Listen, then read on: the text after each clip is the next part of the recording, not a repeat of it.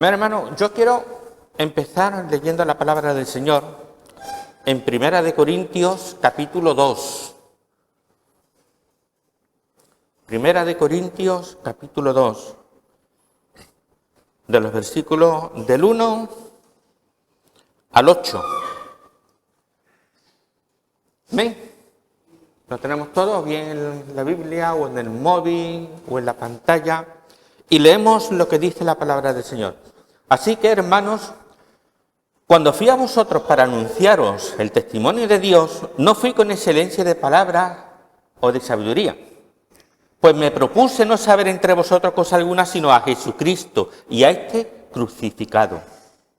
Y estuve entre vosotros con debilidad y mucho temor y temblor, y ni mi palabra ni mi predicación fue con palabras persuasivas de humana sabiduría, sino con demostración del Espíritu y de poder, para que vuestra fe no esté fundada en la sabiduría de los hombres, sino en el poder de Dios. Sin embargo, hablamos sabiduría entre los que han alcanzado madurez, y sabiduría no de este siglo, ni de los príncipes de este siglo, que perecen, mas hablamos sabiduría de Dios en misterio, la sabiduría oculta, la cual Dios predestinó antes de los siglos para nuestra gloria, la que ninguno de los príncipes del siglo conoció, porque si lo hubieran conocido, nunca habrían crucificado al Señor de gloria. Señor, bendice tu palabra. Mira, hermano, yo quiero primero centrarnos en a quién le escribe esto. Esto es una carta. El apóstol Pablo le escribe una carta a la iglesia que estaba en la ciudad de Corintio. Corintio era una ciudad parecida a Sevilla. Lo que más le destacaba a Corintio era el puerto. Era un puerto muy famoso, un puerto de barco donde se transitaba mucho. ¿Y qué es lo que pasa? Que cuando hay mucho movimiento, hay mucha gente. Y cuando hay mucha gente, pues hay mucha gente de todo el mundo. Y cuando hay mucha gente de todo el mundo, hay muchos pensamientos. Y cuando hay muchos pensamientos, eso es un galimatías. Porque unos piensan una cosa, otros piensan otra, otros hablan de una forma, otros se expresan de otra. Muchas veces era un caos, la ciudad era un caos. Había muchas formas de pensar, había muchas formas de interpretar la vida. Luego era una ciudad que estaba gobernada también por Roma. Y la filosofía de Roma era poder, el absolutismo. Pero es que también había griegos. Y los griegos estaban más destinados a la filosofía, a la forma de pensar, a la forma de conocer. Y esto era un caos. Igual que el sonido. Esto era un caos. ¿Por qué? Porque cuando Pablo fundó la iglesia, la fundó sobre personas que, entenderme, admitían todo. Era una ciudad que estaba acostumbrada a admitir todo tipo de pensamiento, todo tipo de sabiduría. Aceptaban los pensamientos griegos, aceptaban cómo tenía que comportarse un hombre con una mujer, aceptaban cómo tenía que comportarse una mujer, con un hombre con un hombre con niños, aceptaban la forma de los sacrificios. Entonces era una diversidad de pensamientos tan grande que formar una iglesia era fácil. ¿Por qué? Porque estaba empezando a enseñar una doctrina que no se había conocido, una religión que no se había conocido como algo nuevo. Uy, mira, hablan de un tal Jesús que resucitó, pues vamos a seguirlo. ¿Y qué fue lo que pasó? De que en medio de todo esto, aunque la iglesia se formó, pero la iglesia no llegó a arraigarse como iglesia, porque convivía tanto, con tanta diversidad de pensamientos, con tanta diversidad de opiniones, con tanto estilo de vida tan distintos, y todos alejados de la voluntad de Dios, que la persona en sí no llegaba a cuadrar dentro del Evangelio. Porque la relación que tenía con la sociedad era tan estrecha que la conversión propia no se arraigó. El problema de Pablo no fue crear una iglesia. El dolor de cabeza que tuvo Pablo fue consolidar esa iglesia. ¿Entendéis? No es fundar la iglesia, es hacer que la iglesia se forme como iglesia. ¿Y cómo se formaba eso? En Corintios había muchos problemas. Era una iglesia muy joven y había muchos problemas. Y el problema principal era que los hermanos que habían recibido al Señor Jesús en su corazón no habían llegado a entender el sacrificio de Jesús en la cruz y que eso significaba apartarse de todo lo que la sociedad le estaba inculcando, separarse de la vieja manera de vivir. Voy a apagar esto y cojo el otro, ¿vale?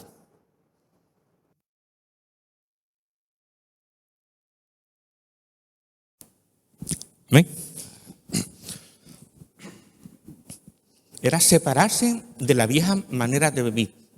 Convivía tanto con su antigua forma de vida que nunca cambiaban. Estaba tan influenciado en seguir manteniendo su estatus social, su forma de hacer las cosas, eso sí, cristiano, pero no había una relación directa con Jesús en la cruz y en la resurrección. Entonces Pablo se enfrenta en esta situación por medio de la sabiduría. Empieza a tratar a la iglesia indicándole los pasos que la sociedad le está diciendo.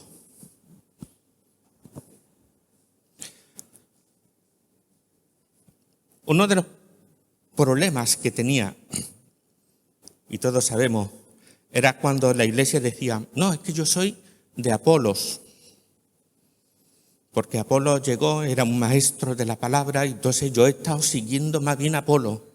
Otros decían, no, es que yo he escuchado a un tal Pedro, que el Pedro fue discípulo y entonces decía ya. Y otros decían, no, yo soy de Pablo, porque Pablo fue el que plantó la iglesia. Y en cosas tan triviales, aparentemente tan triviales, había discusión dentro de la iglesia.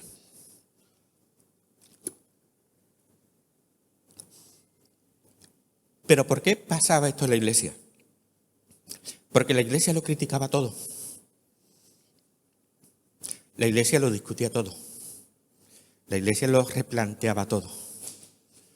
Todo era motivo de crítica, todo era motivo de especulación, todo era motivo de comparar entre unos y otros. Y existía esa forma de pensar dentro de la iglesia que sin querer un hermano estaba separado de otro. Que sin querer mi pensamiento, siendo cristiano, estaba alejado de lo que Dios pretendía que yo fuera. Y ahí es donde ataca primeramente Pablo. Pablo no llega a una ciudad que sabe que existe una diversidad de pensamiento, una divulgación de las doctrinas, de muchos tipos de religiones, de muchos dioses, de mucha adoración. No se acerca con sabiduría humana. Porque mira qué es lo que dice. Dice,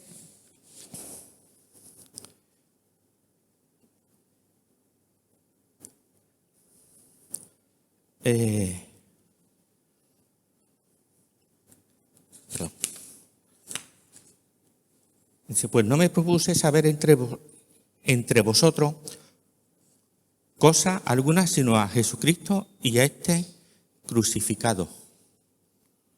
Y está hablando no de palabras ni de sabiduría humana, sino de Jesucristo. Está hablando de la sabiduría que Dios le dio para poder hablar, hermano, escúchame bien, a la mente.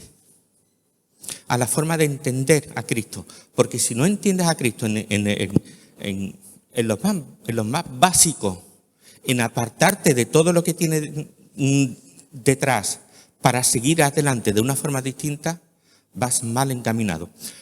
Y Pablo no entraba en ese sentido. Pablo llegó con demostración de poder. Pablo no llegó discutiendo sobre vanas filosofías humanas, sobre formas distintas de pensar, sobre formas distintas de tener una sabiduría personal. Más adelante. Cuando Pablo comienza este primer libro, no es el primer libro de Corintios. Primera de Corintios es segunda de Corintios. Lo que pasa es que el primer libro se perdió. Eso, dato anecdótico, ¿no? En Primera de Corintios 5:9 dice que os escribí por carta, o sea que había una carta anterior, ¿no? Y ahora esta primera, supuesta primera, dice, os escribo por medio de Cloé, en el versículo 11 del capítulo 1. Entonces, esta segunda, primera, esta carta estaba enfocada a solucionar los problemas por medio de la sabiduría. Y emplea Pablo la sabiduría de muchas formas distintas.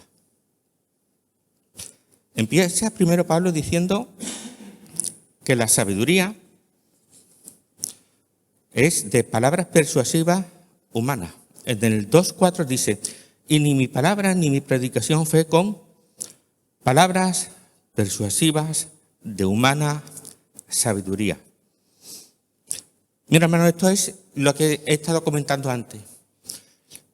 Aquí Pablo se está refiriendo de la sabiduría social, de la filosofía humanista que existía en aquel tiempo, que es la misma que existe hoy, ¿verdad? Existe una filosofía que más que acercarte a Dios, te aleja de Dios, que más de permanecer dentro de los caminos del Señor, te aleja más de la palabra del Señor. Esa es la palabra persuasiva de la sabiduría. Y está hablando de una sabiduría social. Un poquito más adelante, bueno, respecto a esto os digo, un poquito más adelante Pablo dice, vale, si vosotros pensáis que todo está bien, que podéis hacer lo que queráis, que podéis escuchar lo que queráis, que podéis pensar como queráis, os digo una cosa, que todo me es lícito, pero no todo conviene. Todo lo puedo escuchar, todo lo puedo comprender, pero espérate un momento, hasta que no pase por el tapiz de la palabra, no lo cumplas, no lo hagas, no lo toques, no lo mires, apártate, sé sabio. Todo me es lícito, pero mira, no todo te conviene hacerlo. No todo lo que se dice en la sociedad, no todo reglamento humanista es lícito. Habrá cosas que están bien, las ayudas, vale, pero no todo está bien. De lo bueno lo coges, de lo malo, apártate. Y por lo tanto, en 1 Corintios 3:18 le dice al respecto que nadie se engañe. Si alguno de vosotros se cree sabio, según las normas de esta época, hágase ignorante para así llegar a ser sabio. ¡Wow! ¿Qué le está diciendo Pablo? Si en medio de todo esto tú te la das de entrado y lo quieres creer, no te engañes. Porque ese no es el camino, eso no es la dirección que el Señor quiere. Apártate y cuando te apartes de eso serás sabio, refiriéndose a la sabiduría de la sociedad. Hay otra sabiduría en el 2:5, que dice, para que vuestra fe no esté fundada en la sabiduría de los hombres, sino en el poder de Dios. Aquí está hablando de hacer de Dios mi Dios personal. Aquí está hablando de cuando el hombre usa su intelecto, su sabiduría, su forma de pensar, cuando usa las herramientas que tiene socialmente para hacer de Dios un Dios personal. A mí me conviene querer esto porque me da la libertad de hacer esto. Cuando es la falta de sometimiento a la palabra, que ese era el problema que tenía Corintios. La falta de sometimiento a la cruz del Calvario. La falta de sometimiento a la relación íntima con el Señor. Entonces, Pablo está incitando que todo aquel que quiera conocer la verdad tiene que ser sabio y aceptar más a Dios que a su propio pensamiento. No podemos idealizar a Dios a nuestra forma de pensar. ¿Qué le pasó a Eva? ¿Os acordáis de Eva? Yo me acuerdo todos los días a las 6 de la mañana.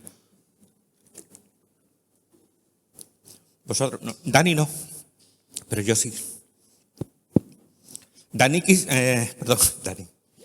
Eva quiso entender la sabiduría de Dios. Fue engañada. ¿La entendió? Me la hizo entender hasta a mí, fíjate tú. Por lo tanto, hermano, no podemos dejarnos guiar por lo que la sociedad, por lo que nuestro pensamiento nos dicta de meter a Dios dentro de nuestra cajita. No, tú no puedes amoldar a Dios a tu forma de pensar, ni a tu sabiduría. Nuestra forma de vivir, hermano, como dice en Efesios 5, dice que tenemos que ser sabios aprovechando al máximo cada momento oportuno. Tenemos que ser sabios aprovechando todas las cosas. Hemos visto la sabiduría social, hemos visto la sabiduría personal. Hay otro tipo de sabiduría, ¿sabéis?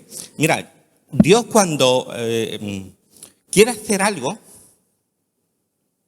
nos usa a nosotros. ¿Amén? ¿O no te lo crees? ¿Tú no te crees que Dios te puede usar cuando Dios quiere hacer algo? ¿Amén? Amén. Gloria al Señor. Mira, en Éxodo 31:1 está hablando de cuando estaba preparando el tabernáculo, ¿vale? Cuando Israel se movía de un sitio a otro y Dios estaba empezando a poner cierto orden a la forma, a la hora de hacerle culto a Él. Entonces la preparación del tabernáculo, hermano, tenía que ser exquisita. Tenía que ser bonita, perfecta. Era para Dios. Dios quería que se hicieran de una forma especial. ¿Y sabe qué hizo? Éxodo 31:1. Y habló Jehová a Moisés diciendo, mira, yo he llamado por nombre a Bezaleel, hijo de Uri, hijo de Ur, de la tribu de Judá. Y mira qué cosa más bonita dice en el 3. Y lo he llenado del Espíritu de Dios en sabiduría y en inteligencia, en ciencia y en todo arte. ¿Para qué? Para inventar diseño, para trabajar en oro, en plata, en bronce. Mira, el Señor cuando nos quiere usar, te da la sabiduría, te da la inteligencia y el Señor te provee de aquello que tú necesitas para hacer su obra. ¿Tú lo sabías? Pues sí. Cuando el Señor te quiere usar, cuando el Señor quiere hacer algo, Dios te provee de los medios, de la herramienta y te da sabiduría. En el versículo 6 de este mismo capítulo dice, yo he puesto también a Oliab, hijo de Ahisamac, y le he puesto sabiduría en el ánimo de todo sabio de corazón. He puesto sabiduría. Este hombre era el que llevaba la voz cantante y le había puesto sabiduría para animar, para forzar, para hacer. Dios levanta personas con sabiduría para hacer cosas. Hay otra sabiduría, ¿sabéis cuál es? La ministerial. En Deuteronomio 34:9 dice, y Josué, hijo de Nun, fue lleno del espíritu de sabiduría porque Moisés había puesto su mano sobre él. Dice que Josué fue lleno de sabiduría, porque tenía que guiar al pueblo, y Dios le concedió sabiduría. De David, en Primera de Reyes 2:6, dice: tú pues harás conforme a tu sabiduría, no dejarás descender tus canas al Seol en paz. Tú pues harás conforme a tu sabiduría. Dios le dio sabiduría a David. ¿Qué decir de Salomón, verdad? No puede pasar por alto la sabiduría de Salomón. Salomón fue la persona más sabia que ha habido sobre la faz de la tierra y más rica en comparación a lo largo de la historia de la humanidad, más que Job incluso. Mira que Job tenía. Hay una sabiduría ministerial. ¿Sabe? Existe el don de la sabiduría, ¿verdad? En 1 Corintios 1:8 dice: porque a este le he dado el don por el Espíritu, palabra de sabiduría. ¡Wow! Sabiduría, hermano. El don de la sabiduría. Qué bueno tenerlo, ¿verdad?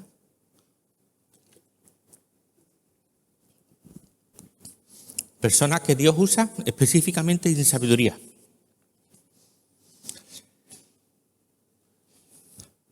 ¿Sabe una cosa? Dios te da a ti sabiduría. Cuando tú se la pides, Dios te da sabiduría. Y todos sabemos ese versículo, ¿verdad? Santiago 1:5 dice: y si alguno de vosotros tiene falta de sabiduría, pídala a Dios, el cual da todo abundantemente y sin reproche, y le será dada. ¿Tiene falta de sabiduría? Todos tenemos falta de sabiduría. No conozco a nadie que no esté falto de sabiduría. ¿Por qué? Porque la sabiduría se usa cuando te hace falta. Y muchas veces a nosotros nos falta sabiduría en muchos momentos de nuestra vida. Y aquí Santiago dice: cuando estés en ese momento que necesites sabiduría, habla con Dios y que te dé sabiduría. Y el Señor te va a dar la puerta para que salgas. Y el Señor te escuchará y hará lo que tenga que hacer, porque tú eres su hijo. Amén. Amén, Lili. Tú eres su hija. Amén. ¿Quién más es hijo del Señor? ¿Hijo de Dios? Amén, hermano. Lili y el hermano. ¿Tu nombre es? ¿Perdón? Novi. Amén. ¿Alguien más quiere ser hijo de Dios? Amén. Pues mira, cuando tú sientas la necesidad de pedir sabiduría porque estás pasando por una necesidad, el Señor te va a dar sabiduría. Tú pídesela, en ese momento el Señor te va a dar sabiduría. Mira, hermano, cuántas clases de sabiduría hay, ¿verdad? Mira, están las palabras persuasivas de la sociedad, está la sabiduría de los hombres, de cómo el hombre puede amoldar a Dios en su propia cajita, ¿no? Está la sabiduría que Dios te da para que tú realices una obra en concreto, algo que Dios quiere que haga concretamente. Dios te va a dar la sabiduría y la capacidad para hacerlo. Está la sabiduría ministerial de los que presiden, de los que gobiernan, de los que reinan. Está la sabiduría del don, de la sabiduría, ¿verdad? El Señor te da el don y tú eres usado por el Señor a nivel de la iglesia, de los hermanos necesitados, por medio de la sabiduría de Dios que te ha dado para dar una palabra efectiva en un momento determinado. Casi es una profecía, pero es una salida que el Señor usa por medio de tu boca para bendecir a otro hermano. Y está nuestra propia sabiduría cuando vamos al Señor y nos rendimos ante Él y le decimos: Señor, dame sabiduría porque tengo un problema y no sé cómo salir de él. Y el Señor nos ayuda. Buena sabiduría, hermano. La palabra del Señor es muy sabia a la hora de hablar de sabiduría. Amén. Pero faltan sabiduría. Faltan las dos grandes sabidurías, hermano. Uno es la sabiduría de Dios. Y aquí es donde yo yo caigo de rodillas. La sabiduría de Dios. ¿Dónde está la sabiduría de Dios en medio de esta guerra que están sufriendo Ucrania? ¿Dónde está la sabiduría de Dios cuando yo pasé por un trauma en mi vida? ¿Dónde estaba esa sabiduría de Dios cuando yo le estaba pidiendo al Señor ayuda y no la encontré nunca? ¿Dónde estaba esa sabiduría de Dios? ¿Sabe? Es muy retórico decir esto, pero es que es cierto. A Job le pasó lo mismo que nos ha pasado a nosotros. ¿Y sabe qué hizo Job después de todo esto? En Job se habla mucho de la sabiduría, pero llega un momento en el que rompe Job, en el que llega un momento en el que dice, hasta aquí llegué, ya no puedo seguir más. O tú me hablas o yo desespero, yo muero. Y entonces va a Dios y le dice, escúchame, yo te voy a preguntar y tú me vas a responder. Siéntate porque te vas a caer de espaldas con estas cosas que te voy a decir. Lees Job del 38 en adelante, larguísimo, hermano, larguísimo. Y Dios en un momento le dice, ¿ves todo lo que está aquí? Todo es mío, lo creé yo, todo es mío, todo me pertenece. Yo tengo el control de todo. Y a esto te digo una cosa, hermano. ¿Os acordáis de la parábola del trigo y la cizaña? Me viene, maestro, ¿qué hacemos? ¿Cortamos ahora de raíz porque está brotando? Él dice, no corte. No ha llegado el momento de la siega. No ha llegado el momento en el que yo tenga que ajustar cuenta con cada uno de mis hijos. No ha llegado el momento en el que yo me tenga que presentar y tenga que salvar y tenga que glorificar a los que me aman. ¿Que hay cizaña? Sí. Tú no levantas la cabeza como si fuera un trigo y no ves nada y ves cizaña. Y ves problemas, y ves angustia, y ves debilidad, y ves problemas, y ves tropiezos, y no puedes moverte, y te sientes agobiado, porque todo lo que te rodea es cizaña, y tú eres trigo. Pero mira, hermano, tú eres trigo. Para Dios, tú eres trigo, y no te va a cortar. No vas a cortarte junto con lo despreciable del mundo. Llega un momento de la siega, dice el Señor. Llega un momento de la siega para cada uno. Y cuando seamos cegados y demos fruto, nos presentemos delante de la presencia de Dios, entonces tú le preguntarás y Él te enseñará. Pero no es el momento de la siega. No es el momento de que Dios muchas veces nos tenga que rendir cuenta, pero es su sabiduría que todo lo hace perfecto en su tiempo y en su momento. No lo entendemos. Tenemos la mente de Cristo. Dice Pablo que tenemos la mente de Cristo, pero no tenemos la mente de Dios. ¡Wow! Piensa esto, tenemos la mente de Cristo, tenemos la mente de la salvación, de la redención, de la justificación, del acercamiento, pero no tenemos la mente de Dios. Mira qué cosa, porque Dios está por encima de todo esto. Y si en la Biblia, y muchas veces nos cuesta trabajo entenderla, ¿cómo vamos a entender al Espíritu de Dios que vive en nosotros? Pero Dios es sabio y tiene su tiempo, tiene su siega en su momento. Esa es la sabiduría de Dios, pero me falta una sabiduría. La más grande, la más preciosa,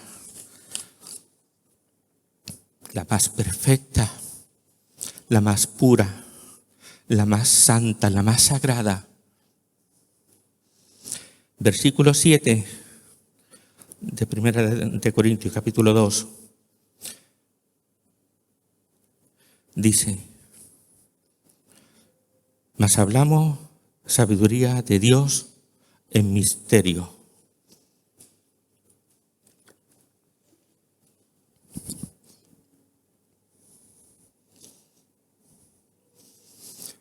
En misterio. ¿Cuál es el misterio?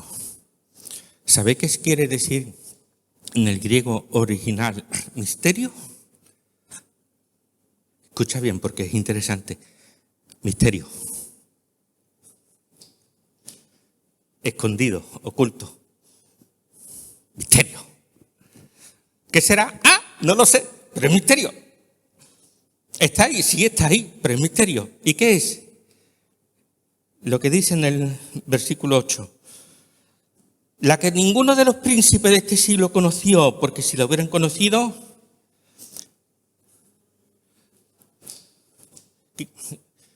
que lo lee en voz alta, porque esto lo tienes que grabar con fuego. Porque ninguno de los príncipes de este siglo conoció. Porque si la hubieran conocido a esa sabiduría, nunca la hubieran glorificado, crucificado al Señor de gloria. Nunca hubieran crucificado al Señor de gloria. Si hubieran conocido la sabiduría de Dios, nunca lo hubieran crucificado. Por eso era un misterio. Porque ha estado oculto durante todo el tiempo de la creación. Y la mayor sabiduría de Dios, Jesucristo, su Hijo, su perfección. ¿Acaso por qué te crees que existe la palabra del Señor? Para decir que Dios es Dios. Dios no necesita decir que Él es de Él. Dios no necesita justificarse a sí mismo. La palabra está aquí para enseñarte que Jesucristo es lo más grande que hay a los ojos de Dios y que hizo un sacrificio por nosotros y que ese sacrificio va a estar siempre delante de nosotros y siempre delante de la presencia de Dios, que murió y resucitó. ¡Wow! Y todo este libro para decir eso. Todo este libro para decir eso, para decirte que Jesús murió, que Jesús resucitó, que Jesús nos acercó al Dios creador del universo. ¿Y sabe qué es lo que dice la palabra? Que el universo no le cuesta nada a Dios, que el universo le trae sin cuidado, que lo que Dios más importante es para Él, ¿sabe qué fue? Ver a su Hijo clavado en la cruz desde arriba derramando su sangre. ¿Hay algo más doloroso que eso para un padre? ¿Qué valor tienes tú personalmente para Dios? El valor de la sangre de su Hijo Jesucristo. Esa es la sabiduría de Dios. Esa es la sabiduría que me llena. No la sabiduría que Dios me pueda dar para salir. Gloria al Señor que me la da. Gloria al Señor que me ayuda. Pero mi mayor gloria es Cristo resucitado. Sabiduría de Dios en misterio oculta, porque si lo hubieran sabido, nunca hubieran crucificado a la sabiduría de Dios. Como dice en Efesios 1:17, pido que el Dios de nuestro Señor Jesucristo, el Padre glorioso, os dé el espíritu de sabiduría y de revelación para que lo conozcan mejor. ¡Wow! Que así sea. Padre, yo me presento junto con mis hermanos delante de ti. Y te pido, igual que este versículo, Señor, yo te ruego, Señor, que nos dé espíritu de sabiduría y de revelación para que te conozcamos mejor. Para que en medio de toda esta desesperación social, personal, espiritual, para que te conozcamos mejor, Señor. Danos sabiduría.